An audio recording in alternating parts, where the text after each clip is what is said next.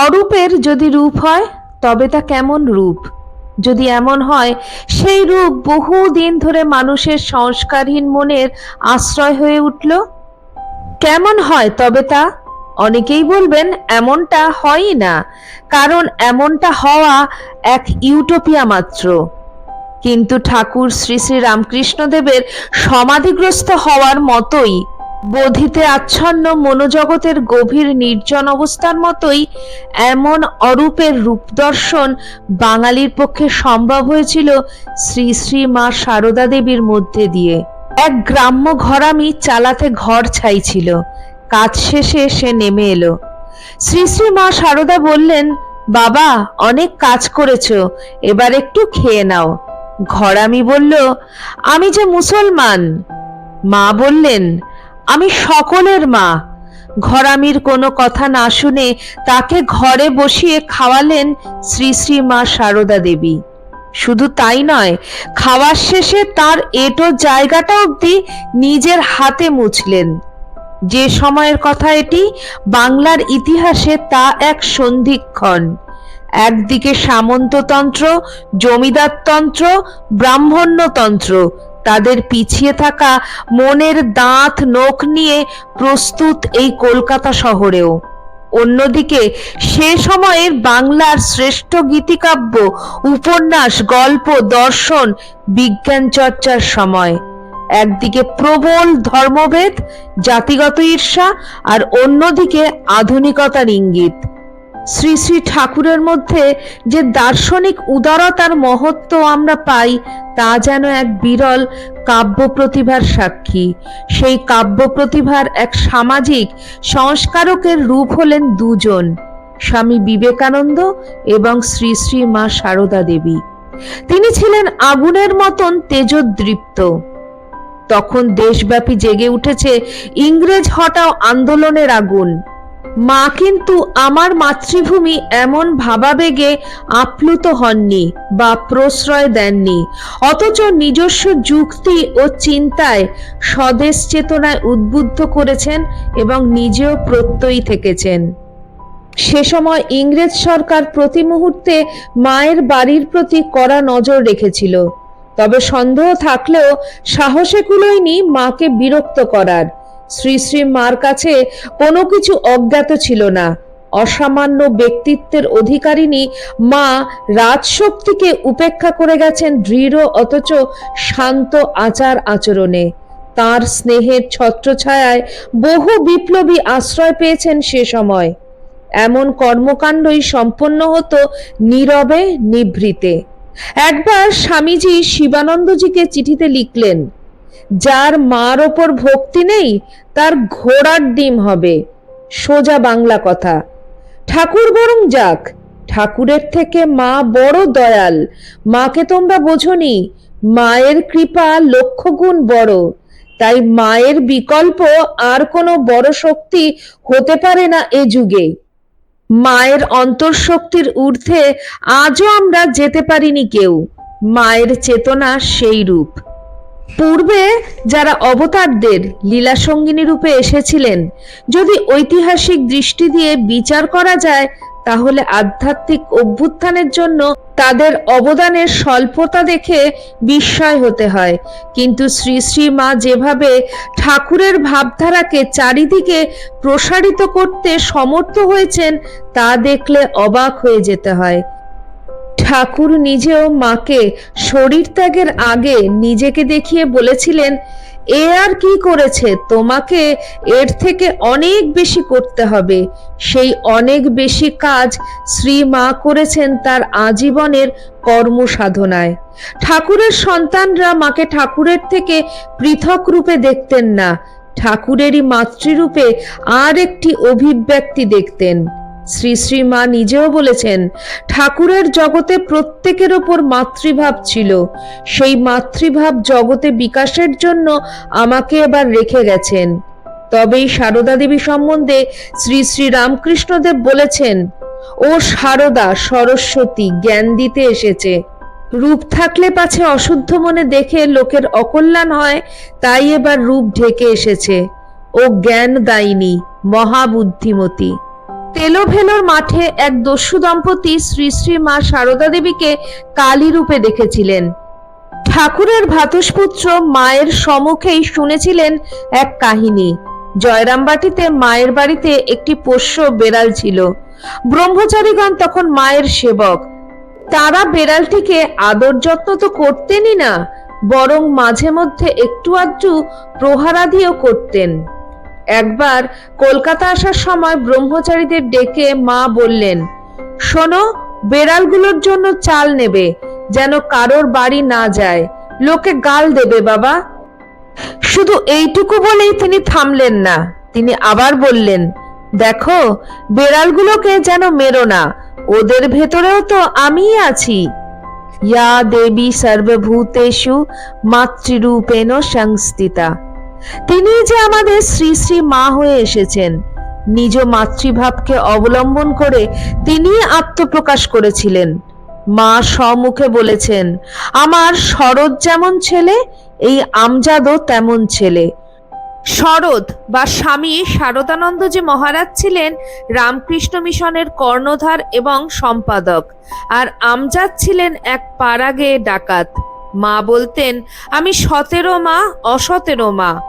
মা যে কতটা বাস্তববাদী ছিলেন তা বোঝা যায় শ্রী শ্রী মা সম্পর্কে স্বামী বীরেশ্বরানন্দজির বক্তব্যে। একবার দুজন যুবক এলো, দুজনেই রাজদ্রোহী। মা তাদের স্নান করতে পাঠালেন। তারা স্নান করে এলে তাদের দীক্ষা দিলেন। তারপর তাদের খাইয়ে দাইয়ে তাড়াতাড়ি অন্যত্র যেতে বললেন। এসব ছেলেদেরও দীক্ষা দিতে মা এতটুকু ভয় পেতেন না। মা তার জীবনের শেষ দিন পর্যন্ত দীক্ষা দিয়ে গেছেন। মা যখন উদ্বোধনে অত্যন্ত অসুস্থ, তখন একদিন এক পার্সি যুবক এসে উপস্থিত। তিনি মঠে অতিথি হয়ে কয়েকদিন ধরে বাস করছিলেন। এখন মায়ের কাছে এসেছেন তাকে দর্শন করতে এবং তার কাছে দীক্ষা নিতে। মায়ের তখন এত অসুখ যে দর্শন একেবারে বন্ধ। এই যুবক নিচে বসে রইলেন, তাকে দোতলায় যেতে দেওয়া হলো না। মা কিন্তু কিভাবে জেনে গেলেন যে এই যুবকটি নিচে তার দর্শনের জন্য অপেক্ষা করছেন? তিনি তখন একজনকে বললেন তাকে তার কাছে ডেকে নিয়ে আসতে। মা তাকে দীক্ষা দিয়ে নিচে পাঠালেন। স্বামী শারদানন্দজি মহারাজ এই ঘটনার কথা জানতে পেরে মন্তব্য করেছিলেন, মায়ের যদি এক পার্সি শিষ্য করার ইচ্ছে হয়ে থাকে, তাহলে আমার আর কি বলার আছে। এই পার্সি যুবকটি আর কেউ নয়, চিত্রজগতের বিখ্যাত অভিনেতা ও প্রযোজক বম্বের সোহরাব মোদি। সেই জন্য বিবেকানন্দের মতন ঠাকুরন্ত প্রাণ ভক্ত বারবার বলেছেন, মায়ের স্থান ঠাকুরেরও ওপরে। হঠাৎ একটু খটকা লাগতে পারে। শ্রী রামকৃষ্ণের আদর্শ সারা পৃথিবীতে প্রচার করার ভার যে স্বামী বিবেকানন্দের ওপরে ঠাকুর দিয়ে গিয়েছেন, তার মুখে একই কথা। কিন্তু স্বামী বিবেকানন্দ উপলব্ধি করেছিলেন মায়ের মাধ্যমে ঠাকুর স্বয়ং নির্দেশ দিচ্ছেন তাদের। বিবেকানন্দ তাই গুরু ভাইদের ডেকে ডেকে বলতেন, ওরে, তোরা এখনো মাকে চিনলি না। বিশ্ব জয় করে দেশে ফেরার পর পার্লামেন্ট অফ রিলিজিয়নে স্বামী বিবেকানন্দের বক্তৃতা সকল শ্রোতাকে মন্ত্রমুগ্ধ করে ফেলল। ফিরে আসার পর মায়ের সঙ্গে তার একটি সুন্দর সাক্ষাৎকারের বিবরণ আছে। স্বামীজি সাষ্টাঙ্গ প্রণাম করলেন মায়ের পায়ে। কতদিন পরে তাকে দেখে মায়ের চোখে পুত্র স্নেহ। উপস্থিত সকলে এক অপূর্ব স্বর্গীয় পরিবেশ উপলব্ধি করলেন। পাশ্চাত্যের রমণীদের সঙ্গে মায়ের সখ্যের ওপরও আছে কৌতূহল উদ্দীপক কিছু আলোচনা। গ্রামের মেয়ে সারদা এক বর্ণ ইংরেজি জানেন না, কিন্তু চমৎকার আলাপচারিতা চালিয়ে যান সারা বুল, মিস ম্যাকলয়েড বা সিস্টার নিবেদিতার সঙ্গে। রক্ষণশীল পরিবারের মেয়ে, কিন্তু আহার করেন এদের সকলের সঙ্গে। সিস্টার নিবেদিতা বলেন, মা, তুমি আমাদের কালী। মা বলেন, না না, তবে তো আমাকে জিভ বার করে রাখতে হবে। নিবেদিতা বলেন, তার কোনো দরকার নেই, তবু তুমি আমাদের কালী, আর ঠাকুর হলেন স্বয়ং শিব। মা মেনে নেন। নিজ হাতে রঙিন উলের ঝালর দেওয়া হাত পাখা বানিয়ে দেন নিবেদিতাকে। নিবেদিতার সে কি আনন্দ এমন উপহার পেয়ে। সকলের মাথায় হাত পাখা ছোঁয়াতে থাকেন।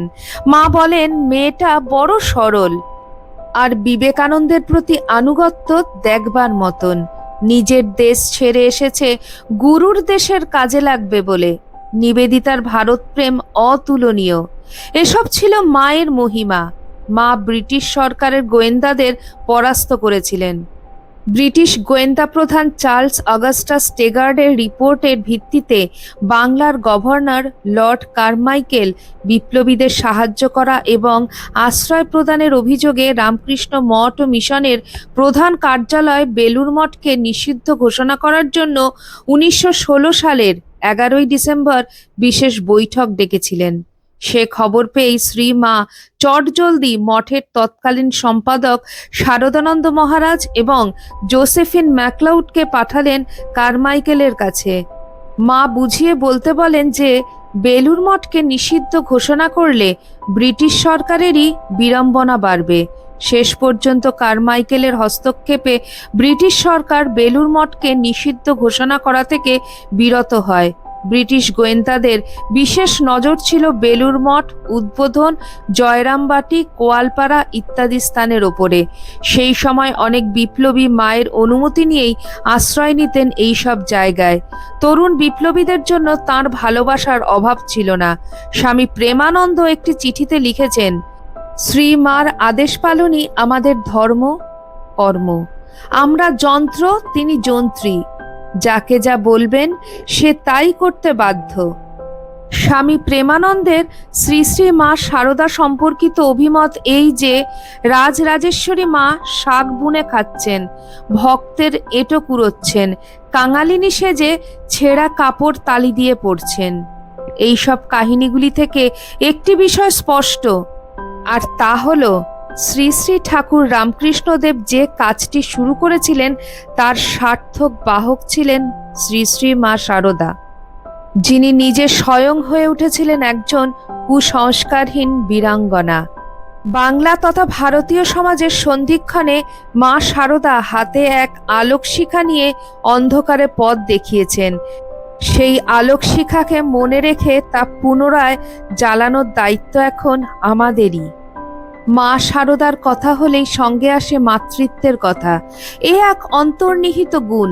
তাঁর জীবনে দেখা যায় কিভাবে তিনি সকলকে মায়ের মতন আদর, যত্ন, স্নেহ, ভালোবাসায় মুড়ে রাখতেন।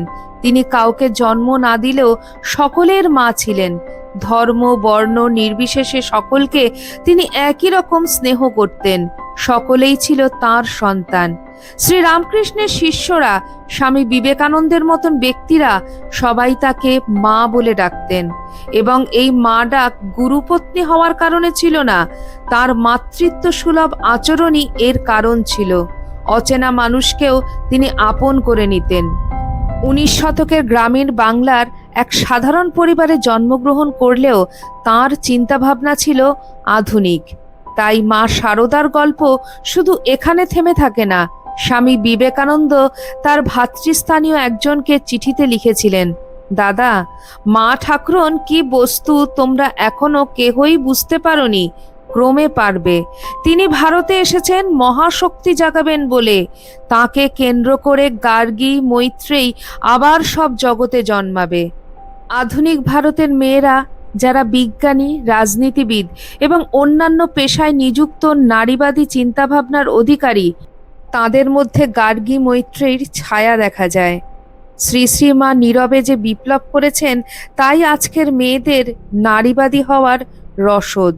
তিনি কি কেবল একটি পুরনো যুগের শেষ, না নতুনের অগ্রদূত? তার জীবন যেন এক গল্প, যা আমাদের বলে পরিবর্তন ধীর গতিতে আসে, কিন্তু তা অটল। শারদা মায়ের জীবন ছিল নারী জাগরণের এক জীবন্ত উদাহরণ। তার নারীবাদী দৃষ্টিভঙ্গি আজও প্রাসঙ্গিক, যা নারীদের শিক্ষা, স্বাধীনতা এবং সমতার পথ দেখায়। তার দর্শনের সার পুরনো বন্ধন ভেঙে নতুন আলোর যুগের সূচনা করে। মা শারদা শুধুমাত্র একজন মাতৃস্বরূপা নন, তিনি নারী মুক্তির পথপ্রদর্শকও। আজকে আমার ভিডিওতে আপনাদের সঙ্গে আলোচনা করলাম যুগসন্ধির অন্ধকারে আলোক শিখার পথ কিভাবে শ্রী শ্রী মা শারদা দেবী আমাদের দেখিয়েছিলেন, কিভাবে তিনি হয়ে উঠেছিলেন বিশ্বজননী, ইউনিভার্সাল মাদার। ভিডিওটি আপনাদের কেমন লাগলো অবশ্যই কমেন্ট সেকশনে কমেন্ট করে জানাবেন। চ্যানেলের নতুন বন্ধুদের কাছে একান্ত অনুরোধ, চ্যানেলটি সাবস্ক্রাইব করে আমার পাশে থাকবেন আর পাশে থাকা বেল আইকনটি অবশ্যই ক্লিক করে দেবেন, যাতে আমার পরবর্তী ভিডিওতে আপনার সঙ্গে আমার আবার দেখা হয়। আজ এই পর্যন্তই। সবাই ভালো থাকবেন, সুস্থ থাকবেন। আবার খুব শিগগিরই দেখা হচ্ছে আপনাদের সঙ্গে কোনো একটি নতুন ভিডিওতে। জয় ঠাকুর, জয় মা, জয় স্বামীজি।